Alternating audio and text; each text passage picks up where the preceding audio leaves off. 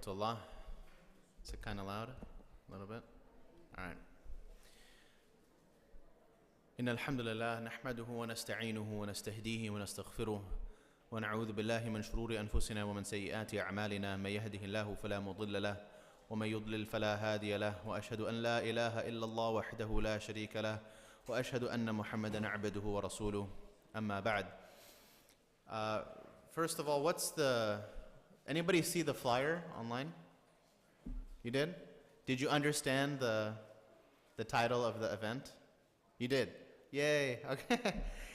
So, wanted something, Sheikh Faqih had recommended the title Scandal, and Scandal is a very popular TV show, don't ask me how I know, and wanted something to tie in to Scandal and the story, so my wife suggested the title, A Woman More Dope Than Olivia Pope. So Olivia Pope is the protagonist on the show. So a lot of people were confused by the flyer, unfortunately. I thought more people would have got it, but I guess not. But khair inshallah. So what is the actual topic of the lecture tonight?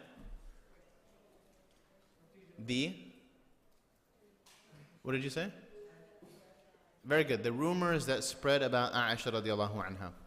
Very good. So the story, in terms of how the historians refer to it, is usually called Hadithatul Ifk, or Qissatul Ifk, or Al-Ifk. Al-Ifk in Arabic means to turn something. The synonym is qalb. Right? What does qalb mean in Arabic? Heart. But why is it called qalb? What is the famous Palestinian dish? Maqluba. Okay, why is it called maqluba?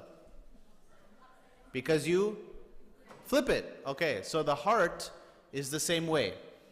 They call the heart qalb because the heart is constantly flipping from one feeling to another feeling, from one desire to another, from one emotion to another. So al-ifk means qalb. Either flipping falsehood to truth or flipping truth to falsehood. Okay, so that is the meaning of al-ifk. Now this story, just to kind of set the setting for you, the story takes place in the 5th year after the Hijrah. The 5th year after the Hijrah, in the month of Sha'ban. And this hadith, this entire story that we're going to cover tonight, is literally one hadith. All the details that I'm going to share with you tonight were derived from one hadith. From one hadith of Aisha radiallahu anha. Okay? So this hadith that we're going to talk about is mentioned in Al-Bukhari. What is Al-Bukhari? What is Al-Bukhari? Very good. It's a compilation of authentic ahadith. Very good. It's also the largest authentic compilation that we have. And it is said that the collection of Bukhari is the most authentic collection of ahadith, is the most authentic book after the Quran. Okay? So Sahih al-Bukhari is second place after the Quran. So now I'm going to begin the story, and everything that you hear is going to be first person from the perspective of Aisha. Okay, so this is Aisha speaking now. So she says, whenever the Prophet ﷺ would go out to battle, whenever he would go out on these expeditions, these maghazi, he would have to decide which wife he was going to take with him, right? He needed to make sure that his time was being shared equally, distributed equally amongst his wives. So Aisha radiallahu anha says that the way the Prophet sallallahu alaihi wasallam used to do that, كَانَ يَقْرَعْ بَيْنَ نِسَائِهِ, that he used to draw lots between his wives. Meaning what? Meaning that they used to have a pouch, a large pouch, and they would have arrows, and each wife would put her name on an arrow, okay? And they would put these arrows in a pouch. And the Prophet ﷺ would stir it around and he would draw one out. And whoever's name came out is the wife that would accompany him on this travel, okay? Excuse me. So number one, a couple things about that, is that in the Prophet's masjid, to this day, there are pillars in the location where pillars used to be during the lifetime of the Prophet ﷺ. And on top of these pillars, there are emblems that indicate what used to happen or what historical event happened at this particular location. So in al-Masjid al-Nabawi, in the Rawda itself, there is a pillar called Istiwanatul Qur'a. The pillar where the Prophet ﷺ would draw these lots. Meaning what? Meaning when the Prophet ﷺ would go out on this journey, he would call all of his wives with him, and he would sit at this pillar, and his wives would sit around him, and he would put all of their names in, and he would draw lots whenever he would leave. So this pillar came to be known as the pillar of drawing lots. Also, it shows us one very important thing, is the Prophet ﷺ was extremely just. Extremely just. What would happen, hypothetically speaking, if the Prophet ﷺ said something like, okay, last time it was so-and-so, so today it's going to be this person? What would happen? People would think, oh, he didn't choose me again, or he's favoring this person over the other person. So the only way that all disputes could be settled all at one time was to draw these lots, so everybody had an equal share or an equal opportunity of having their name being drawn. So guess whose name was drawn this particular time? Aisha radiallahu anha. So Aisha says that the Prophet ﷺ went off to battle in year 5 of the Hijrah against the tribe known as Bani al-Mustalaq, the tribe of al-Mustalaq. And when the Prophet ﷺ was on his way back, Aisha radiallahu anha says that it was customary for the women to be put in a hodaj. A hodaj is a wooden type of shed with large wooden beams on the bottom that men would carry to put on top of the camel. Okay? So the woman would have a flat surface to sit on, despite there being humps on the camel's back. Okay? And it would be covered so the woman would have shade. Kind of like what you see in movies when the princesses are being carried through, the streets or whatever. Kind of like that, but on top of a camel. So what happened is that on their way back, the army, because they're on foot, they stopped to use the restroom.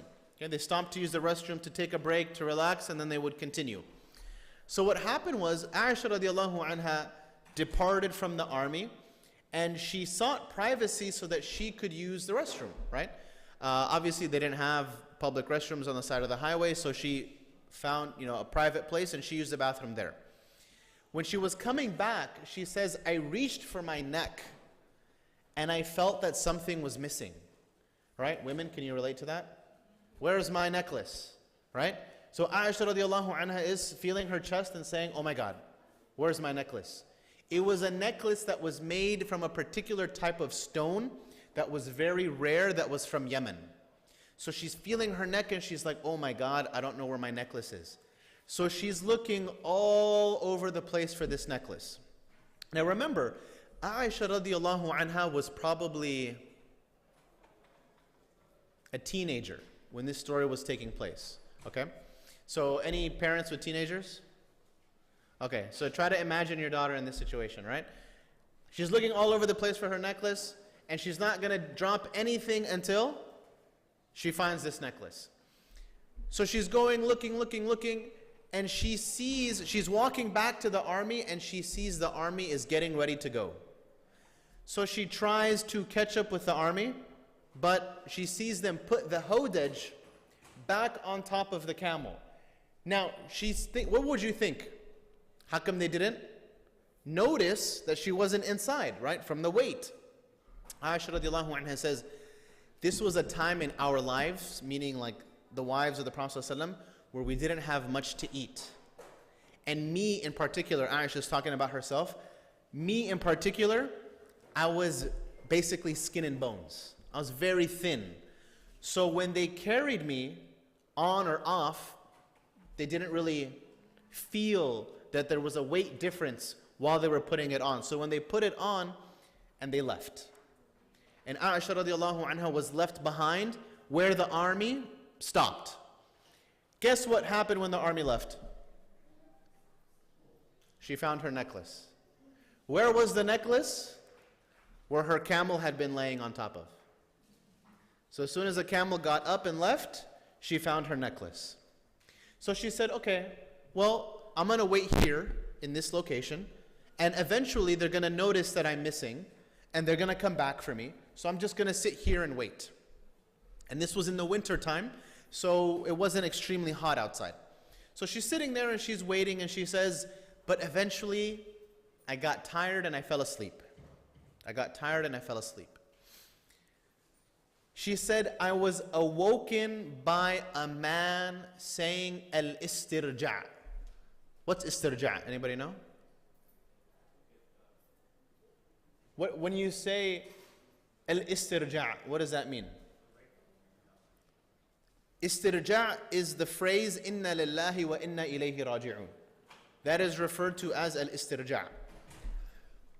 So who was this man that found her? This man that found her was Safwan ibn Mu'attal. Safwan ibn Mu'attal. What was he doing far behind the army? It was customary at that time, whenever an army would be traveling, that they would have one person fall behind, a few hours behind the army, for two reasons.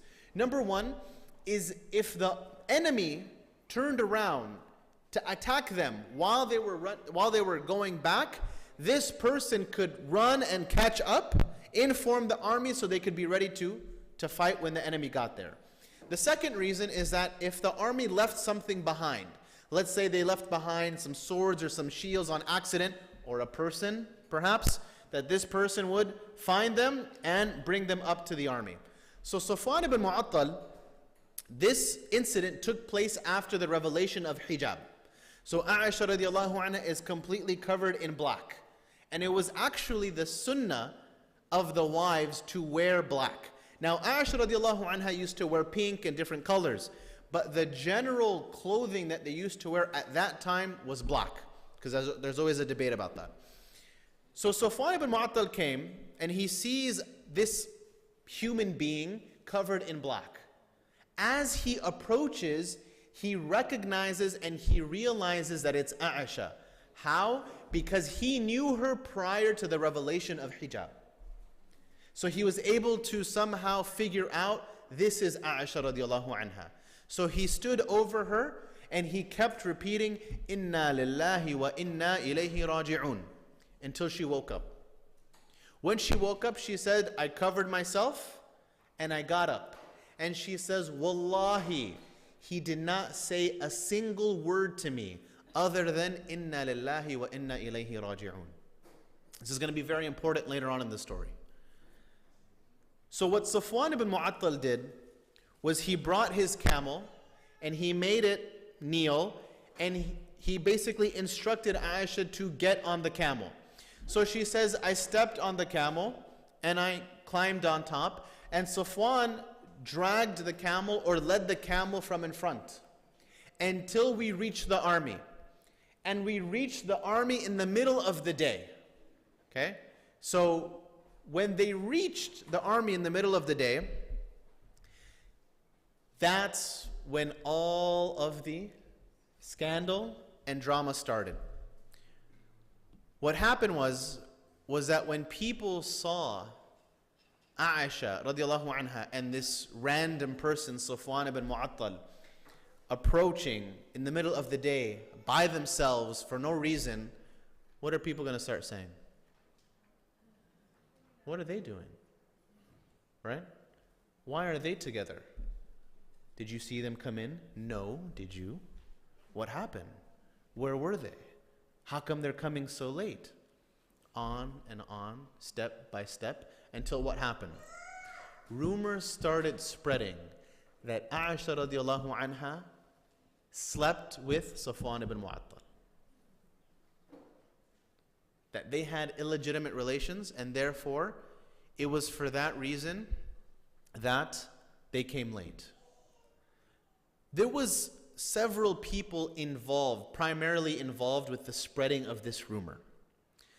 The first and foremost was Abdullah ibn Ubay ibn Salul, who was known as the head of the hypocrites of Medina. So there's no, there's no problem or in understanding as to why he would be spreading this rumor. But the other people that were arriving or were spreading this rumor were Hassan ibn Thabit. Who's Hassan ibn Thabit? Does anybody know? Men? Ahsant. Hassan ibn Thabit was the personal poet of the Prophet sallallahu alaihi wasallam. Okay? He was one of the people that was involved in spreading this rumor. Also, Mistah ibn Uthatha, whose name is going to come up later, as well as Hamna bint Jahsh, also someone that's going to come up later. The person that's narrating this story with Aisha is her nephew. Her nephew is asking Aisha, his aunt, hey, her nephew is asking his aunt, what happened during that time? So he was able to get a little bit more detail out of her. So she said something to her nephew Urwa. She said, you know what? I really don't like to talk bad about these people. She said, they fell into what they fell into, but there's no reason to keep slandering them after what happened. And that's a very beautiful point to make, is that a lot of times, there might be an argument between a friend or a family member, and despite who is wrong or right, till the day you die, you will remember and speak badly about what that person did to you, right? You don't know what they said to me. You don't know what they did to me. You don't know how they treated me. And then, if you were right to begin with, that level of boasting or exaggeration would only be amplified. So Aisha radiallahu anha is saying, you know what? This is who they were, but I'm not going to say anything else, to her nephew. So Aisha radiallahu anha, when they arrived back, now this rumor is spreading, it's milling in the minds of people. When Aisha radiallahu anha gets back to Medina, she falls extremely ill. She said, I don't know what happened, but for the first month after I arrived in Medina, I was basically bedridden. I didn't even leave my house for 1 month because of how sick I was. And she said, and that's when I started to notice a change in the Prophet ﷺ and how he started to treat me. She said, while I was sick and I was staying at home, the Prophet ﷺ would come into my house, and he was usually so warm and so kind and so pleasant with me. But then I started to realize that his attitude changed and I didn't know why. She says he would come in and he would give salam and he would say, how are you doing? And that was it. And then he would leave. So Aisha's like, you know what? What's going on? I'm extremely ill. I'm used to the Prophet ﷺ being a certain way. What is it that is causing him to act this way with me? A month passes. And as you can imagine, this rumor is spreading and spreading and spreading. It is said not a single household in Medina was spared from the spreading of this rumor of Aisha. Every single person in Medina was talking about Aisha and what happened. Was it true? Was it not true? It was said that a married couple from amongst the companions, they were speaking and they said, the husband asked the wife. She said, he asked her, would you ever do something like that to me? And the wife said, of course not. I would never do something like that to you. How could you even think that? He said, and Aisha is better than you are. Meaning what? She's the mother of the believers. So if you're telling me that you're not going to do that, how can we think any worse of Aisha radiallahu anha? We can't. So after a month, Aisha radiallahu anha finally feels well enough to leave the house. So she leaves her house, and it was customary at that time when you needed to use the restroom that you would go out at night so nobody would see you, right? Because it's dark. Number two, that you would go with somebody else, kind of like a partner, so that they would make sure that nobody's coming and nobody would see you and things like that. So Aisha goes with her father's maternal aunt. Does that make sense? So her father is who? Abu Bakr. His mother's sister. Okay? You know what her name was? Mistah. Does that name sound familiar? Right? Mistah was one of the people spreading those rumors. Right? So she goes out one evening with the mother of Mistah. She's related. So they go out and they go to use the restroom. And on their way back to the house of Aisha, Mistah trips over her garments. And as she's tripping, she says, "May God curse Mistah," her son, basically. And Aisha was shocked. How can you say that about your own son? He witnessed the battle of Badr. He's the companion of the Prophet ﷺ. How can you say that about your own son? Mistah turns to Aisha and says, "Have you not heard what's been going around the past month?" "No." "Well, let me tell you." So Mistah reveals the entire story of what's going on to Aisha radiallahu anha. What happens? Aisha radiallahu anha goes back home.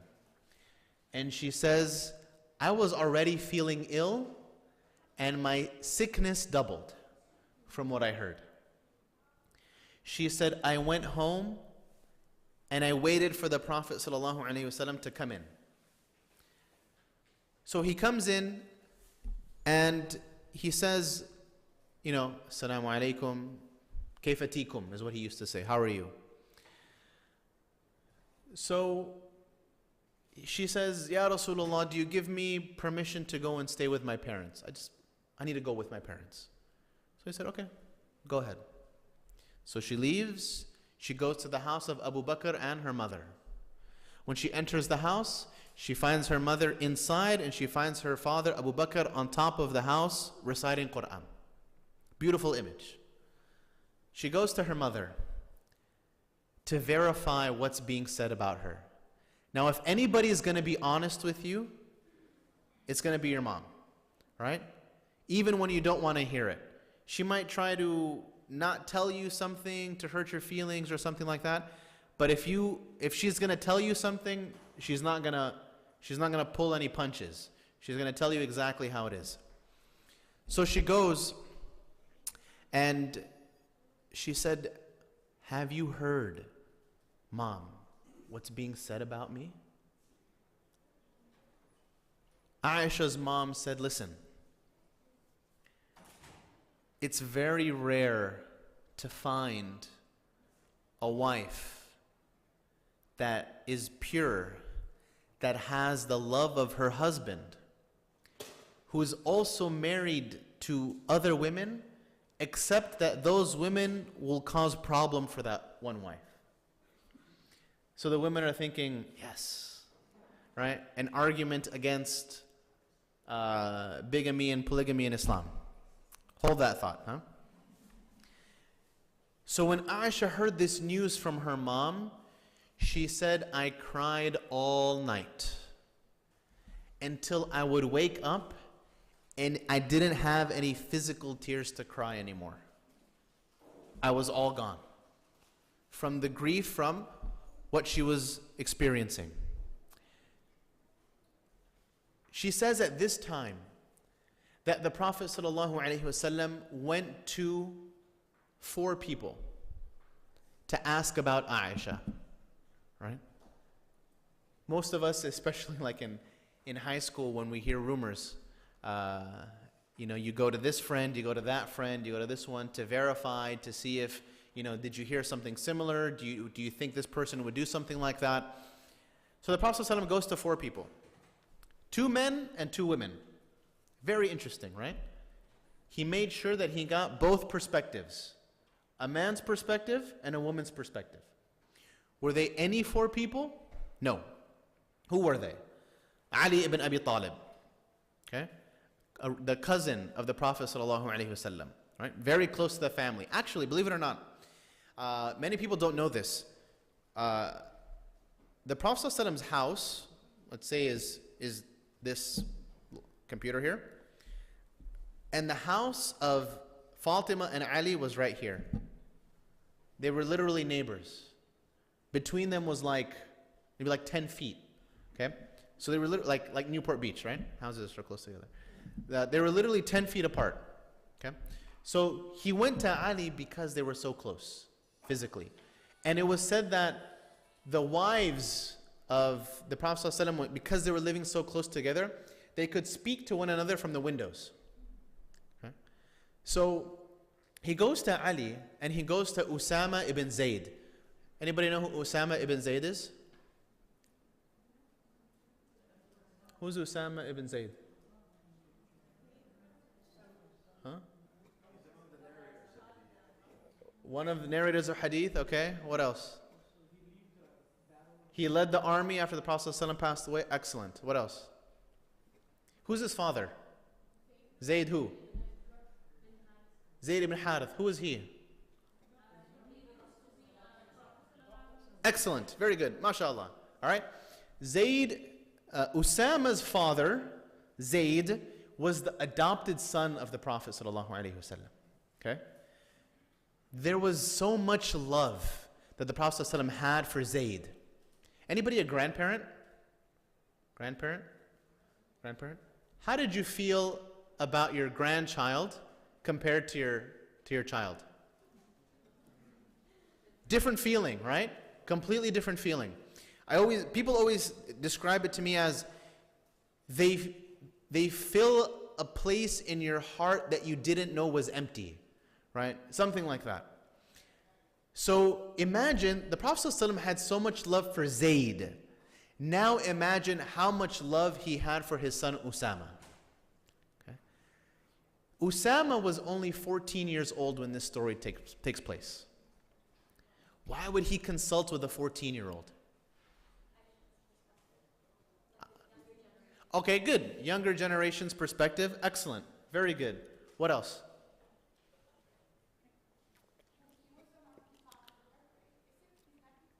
No. That was somebody else. Yeah, that was somebody else. Why? Why would you consult? Uncle, would you consult a 14-year-old? Yeah, because we would expect he would give the honest opinion. Okay, excellent. Very good. What else?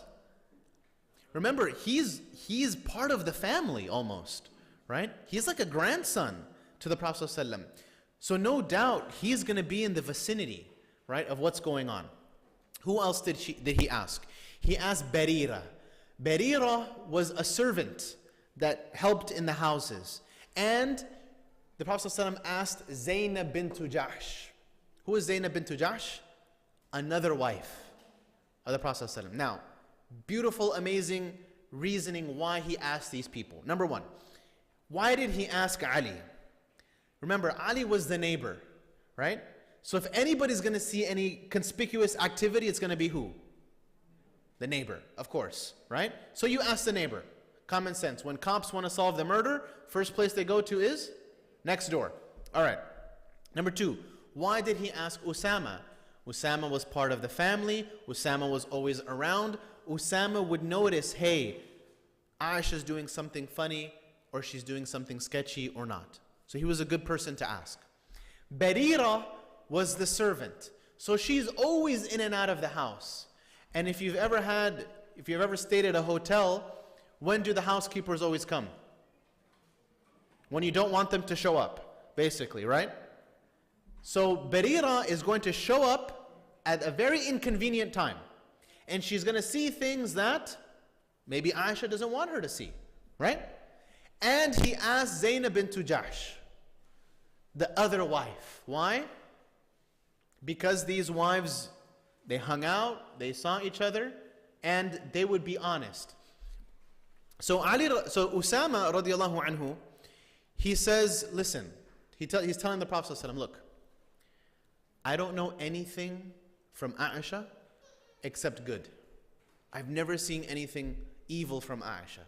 So my advice to you would be to stay with her. Ali radiallahu anhu was perhaps a little bit harsher.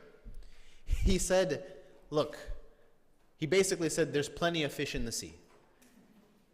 Don't let this one stress you out.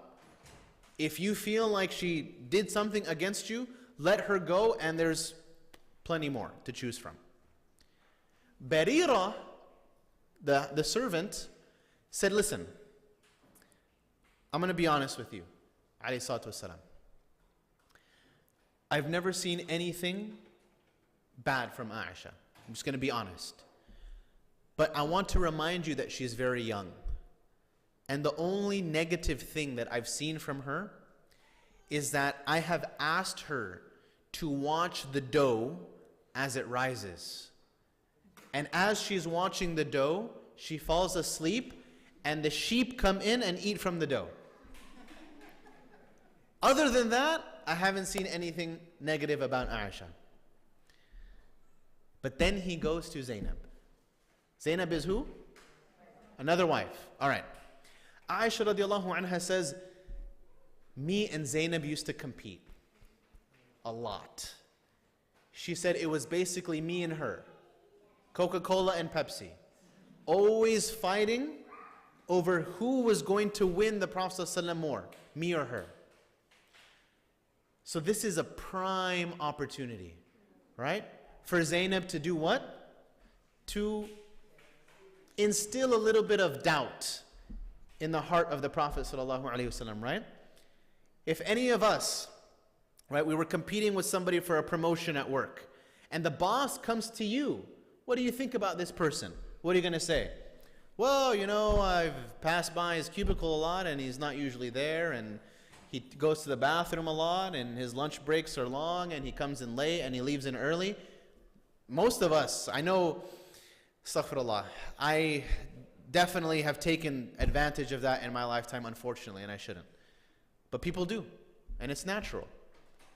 So when the Prophet ﷺ comes to Zainab, he says, what do you know? What do you think? What have you heard? What was her response? I have not known anything from Aisha except good. Right? Look at, it's just amazing. Amazing that someone who had the opportunity to totally bash someone that they were in direct competition with had the self-restraint to only speak the truth. Incredible and powerful. And that's why they are ummahatul mu'mineen. That's why they are the mothers of the believers. So the Prophet ﷺ goes to the masjid. Now, after he's consulted with all of these people, he goes to the masjid and he stands on the minbar, on the steps, and he says, he makes an announcement, he calls everybody inside, and he says, look, people are spreading rumors about me and my wife, or my wife in particular.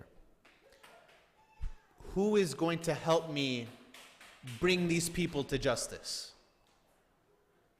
So, Sa'ad ibn Mu'adh, very famous companion, famous story, perhaps another time, he stands up and he says, Ya Rasulullah, if that person is from Al-Aws, his own tribe, if that, some history now, before I get into this. Prior to the coming of the Prophet ﷺ to Medina, there were two primary tribes that were constantly at war. Al-Aws and Al-Khazraj. Mumtaz.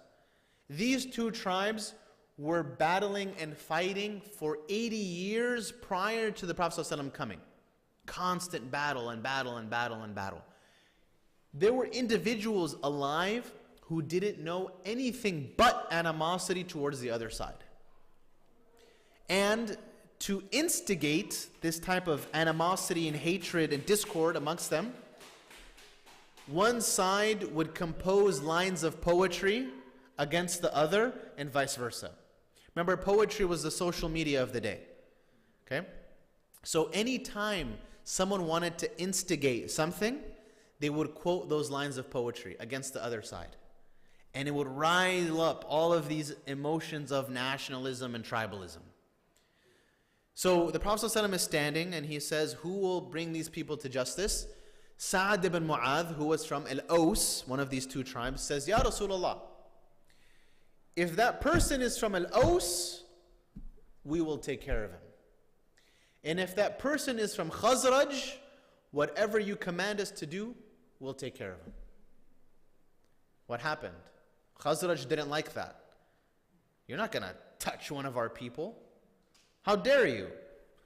The leader of Khazraj stands up, Sa'ad ibn Ubadah, stands up. Listen, Sa'ad. Wallahi, he's basically calling him out. Wallahi, you're not going to touch us. You're not going to do anything to us. Someone from Al-Aws stands up. What does he say? Wallahi, we would kill you, basically. We'll take care of you. Don't worry about that. An entire melee erupts in the middle of the masjid. Al-Aws and Al-Khazraj literally fighting and about to kill one another over that. These feelings of tribalism are still deeply embedded in these people. Same thing goes for what? Nationalism, right? I am Pakistani. I am Egyptian. I am Syrian. I am Sudani. Whatever it is, right? And I am better than you for no other reason except my passport says Sudan, or my passport says India, or my passport says Bangladesh. That's why I'm better than you. Which is completely foolish, because these, number one, are boundaries that were drawn by drunken white men 100 years ago. Right? So you're taking pride in something that, number one, you didn't have anything to do with because you couldn't control where you were born. And number two, who's to say that another 100 years, Pakistan, India, Bangladesh, all these different places become totally new countries? Then what are you going to say? Right? So the Prophet ﷺ is tried for a very long time. Listen, it doesn't matter where you're from ethnically. What matters is akramukum indallahi atqakum. Taqwa is here. This is what's most important, right? The best of people are the people who are most God conscious. It doesn't matter where your passport is or where you're from. But these feelings were very heavily ingrained. Remember, 80 years of fighting. So literally, they had to be pulled apart so they wouldn't kill each other. This goes to show you that the entire city of Medina was afflicted by this disease of this rumor. The entire city. What happens after that? Aisha says, now we go back to Aisha. Aisha says, my parents came and visited me on the second day after I had heard the news. She said, I didn't sleep for 2 nights, and I didn't eat for the whole day. And basically, I was crying so much that I didn't have any more tears to cry, and I felt that my liver was going to kill me. What does that mean? It was believed at that time, before anatomy and all these different things, that if a person cried excessively, it would damage the liver and thus kill them. So they would tell her, listen, basically, don't kill yourself from crying. So Aisha says, I didn't sleep, I didn't eat, I did nothing but cry. And my parents came into my house and they sat next to me. And then a woman from amongst the Ansar came and visited me. And she sat down with me and we just began to cry together. And then she says, at that moment, the Prophet ﷺ entered the house of Aisha. And he sits down And he says, Bismillah, Alhamdulillah, Salatu wassalam ala Rasulullah, Ashhadu an la ilaha illallah, Muhammadur Rasulullah. Like he's giving a speech. And he says, Aisha, I've heard some rumors about you. And if you're innocent, then Allah subhanahu wa ta'ala will prove your innocence. But if you're guilty, then confess, seek forgiveness, and know that Allah is the most forgiving. Aisha radiallahu anha at that time turns to the Prophet, turns to her father, Abu Bakr. And she tells him, go ahead, respond, defend your daughter. If anybody is going to defend you, right, it's going to be your parents. It's funny because what happens when the teacher calls the school or the teacher calls home? Your son did this and this. My son? My daughter? They would never do that. And they would defend them. My son is not a liar. My son is not a cheat. My son is this and this and this. So if anybody's going to defend anybody, it's going to be the parents defending their children, for wrong or for right. So she turns to her father, Abu Bakr, and says, Father, go ahead, defend me. Ajib, respond. What did Abu Bakr say? Wallahi la adri ma aqul. I don't know what to say. Shocked, she turns to her mother. Mom, respond. Go ahead, say something, defend me. What was her response? Wallahi la adri ma aqul. I don't know what to say. Aisha radiallahu anha says that she turned to the Prophet alayhi salatu wasalam and said, listen, if I were to tell you that I was innocent and Allah knows that I'm innocent, you wouldn't believe me. And this news has circulated so much that it's taken root inside yourselves. Now she's speaking to everybody. It's taken root inside yourselves. And you would believe it even if it weren't true. And if I confessed, even though I was lying, you would believe it. So you know what I'm going to do? She said.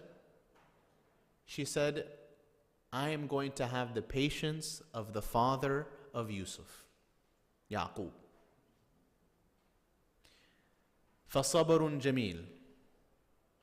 Beautiful patience. I will have this patience. And I know that Allah subhanahu wa ta'ala will reveal my innocence. She said that she gave her back to the Prophet ﷺ and she laid down. And she's like, I'm waiting. I'm waiting. Something's going to happen. I can feel it. She said that at that moment, before anybody left the room, the Prophet ﷺ began to exhibit signs that he was receiving revelation. What are the signs of receiving revelation the Prophet ﷺ used to have? Okay. He would start sweating even though it was extremely cold, right? And he would, his shivering, perhaps it was literally said that he would become heavier because of the weight of what was being revealed to him, right? Inna anzalna alayka qawlan thaqila. We're revealing upon you a very heavy burden of the word. So he would perspire, and she said that after a few minutes, the Prophet ﷺ began to laugh. He started laughing. And he said, Ya Aisha, indeed Allah has declared your innocence. 10 verses were revealed about Aisha. 10 verses about this whole story. This whole story. 10 verses. And if we had more time, we would discuss those 10 verses because there's a lot of benefit in those 10 verses as well. She said, I never thought in a million years that Allah would reveal verses about me that would be recited until the Day of Judgment. I'll read it at the end, inshallah. I'll read it. Jazakallah khair. She said, I never thought that Allah would reveal verses about me. I was expecting that he would see a dream, and in the dream Allah would tell him that I was innocent, but I never expected actual verses of the Quran to be revealed about me. One of the verses that was revealed, before I continue with that. So he recites the verses, and the parents of Aisha say what? Basically, go and thank the Prophet ﷺ. What was her response? I'm not going to thank him. He thought I was guilty. Why would I go and thank him? She says, the only person that I thank is Allah. Because he is the one that revealed my innocence, and he was the only one that believed and knew that I was innocent. Everybody else had some doubt. One of these verses was revealed specifically about Abu Bakr, her father. Remember how I said that Abu Bakr's maternal aunt was the mother of one of the people that were spreading these rumors, right? Okay. His name was Mistah. Okay. Mistah was the cousin of Abu Bakr. Mistah was from the Muhajirun. Okay, so he was one of the people that migrated from Mecca to Medina. And he was also obviously a relative of Abu Bakr, and he was extremely poor. Okay? So Abu Bakr used to give sadaqah, used to give charity to his cousin Mistah. When he heard that the rumors were untrue and that Mistah was spreading rumors, unsubstantiated claims and rumors, he said, Wallahi, I will never spend another dime on Mistah. But what happened? A verse was revealed to Abu Bakr specifically. And the verse says, وَلَا يَأْتَلِ أُولُو الْفَضْلِ مِنْكُمْ وَالسَّعَةِ أَنْ يُؤْتُوا أُولِي الْقُرْبَى وَالْمَسَاكِينَ وَالْمُهَاجِرِينَ فِي سَبِيلِ اللَّهِ فَلْيَعْفُوا وَلْيَصْفَحُوا أَلَا تُحِبُّونَ أَنْ يَغْفِرَ اللَّهُ لَكُمْ. What is the verse? The verse says, and let not the people of wealth and charity and good deeds swear not to give the people of their relatives, Mistah, the poor, Mistah, and the people who migrated for the sake of Allah, Mistah. فَلْيَعْفُوا وَلْيَصْفَحُوا. What is the difference between afu and sahf? Literal translation is forgive and forget. Abu Bakr is being commanded now to forgive and forget. Why should he forgive and forget? أَلَا تُحِبُّونَ أَن يَغْفِرَ اللَّهُ لَكُمْ. Do you not want Allah to have mercy on you, to forgive you? And we have a principle in Islam.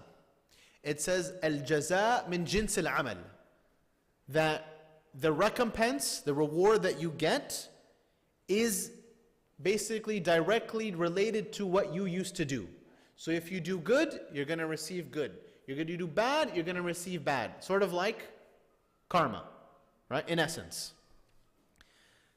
So Abu Bakr, when he heard this verse, he said, Wallahi, I will never stop spending on Mistah, because I want Allah to forgive me.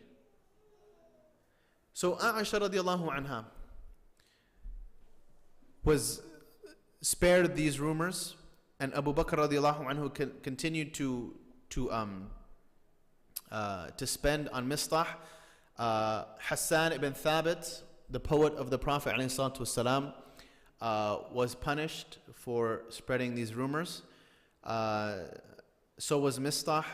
And do you remember the third person that was responsible for spreading these rumors? Hamna. Who was Hamna? The sister of Zainab. The sister of the wife of the Prophet ﷺ. The sister-in-law. Oh, that pesky sister-in-law, right? Always causing problems, right? So the sister-in-law of the Prophet ﷺ was one of the primary people that was responsible for spreading these rumors. Just to show you that every single household, families, cousins, relatives, neighbors, every single person was affected by this. So what can we learn in just 2 minutes? I'll make it quick, inshallah. Number one is that when we hear these juicy rumors going around the community, the first thing that we should say is, we don't accept that this happened. Number one, we don't believe it. Unless you have some type of proof, we don't believe it. Number two, we shouldn't even be talking about it. It's not something for us to talk about. What happened? Not only did they talk about it, they started to believe it, that it was true. And then look at the mess that happened. Number two is that we will have tests in our own family. Allegations, rumors, misconduct, stealing, all of these different things. But at the end of the day, our forgiveness, to a certain degree, is tied with our ability to forgive other people, which is extremely important. Many of us have family members that we haven't spoken to in years. And I'm sure you're thinking of one right now. Oh, I haven't spoken to this person, or my mom hasn't spoken to her sister in 10 years or something like that. Everybody has one. Despite what the cause of the problem was, we have to be able to forgive and not remember, forgive and forget. Wouldn't we want Allah? What is the difference between Allah forgiving us and then constantly reminding us of the things that we used to do? Right? That's not a complete forgiveness. Complete forgiveness is, it's like it didn't even happen. Never happened. We're going to continue this relationship like we did before whatever it was that happened. Okay, so we have about 5 minutes. If anybody has any questions or comments. I don't know if you could answer this, but why Prophet waited almost a month Jazakallahu khair. to handle the situation? Why didn't he do it right away? Very good. Something that I forgot to mention in the lecture. So remember we said it was a month, right, between the rumors first spreading and the resolution of this problem. Wahi had stopped. Revelation had stopped for an entire month. The Prophet ﷺ was not receiving any revelation with regards to this situation. So he had to consult these people that he consulted with, because he didn't have any other way of finding out. And that's when those verses were revealed, after 1 month. Jazakallah khair. Yeah. Yes? If we have 10 verses of Quran about this hadith, why the Shia still believe that it really did happen? Because they don't believe that it was Aisha, they believe that these verses are referring to Maria. Yeah. Because Aisha is not mentioned by name in the verses.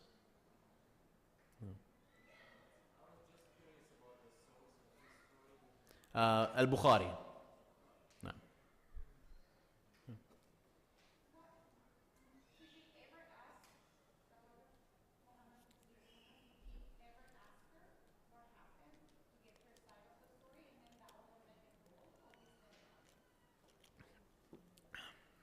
So one thing that is not mentioned is that the Prophet ﷺ never came to her and asked what happened. And let's remember a few things. Number one, despite the fact that he was the prophet of Allah, he was still a human being and he was still a man, right? At the end of the day. Any other man in the same situation would do what? Barge into the house, break everything in the house, right?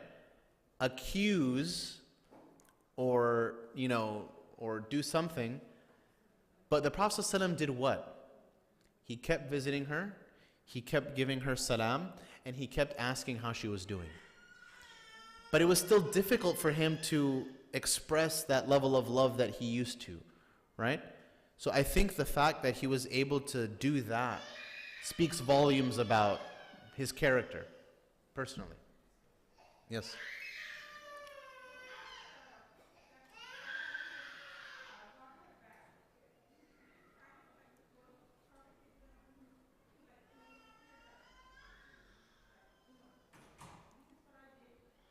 Who? Safwan ibn Mu'attal? You know what? There was definitely, explanations going on, but the rumors have already spread, right? The rumors had already gotten hold of what was going on. So once you hear a rumor, there's a saying that says, don't believe anything you hear and only half of what you see, right? So people see the Prophet ﷺ coming, Aisha coming with Safwan ibn Mu'attal, they're going to assume whatever they're going to assume. And no matter what anybody tells them, they're going to think contrary to that. It's actually 9:29, so we need to stop. If anybody has any questions, feel free to talk outside. Subhanallah bihamdik, nashhadu an la ilaha illa anta, nastaghfiruka wa natubu ilayk. Jazakumullahu khaira. Assalamu alaikum wa rahmatullahi wa barakatuh.